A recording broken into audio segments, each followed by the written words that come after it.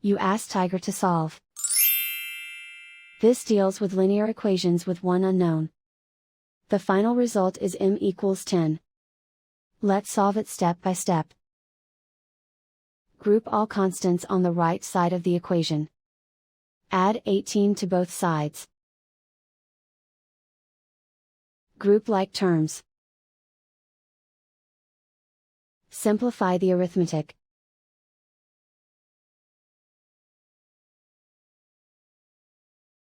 Isolate the m.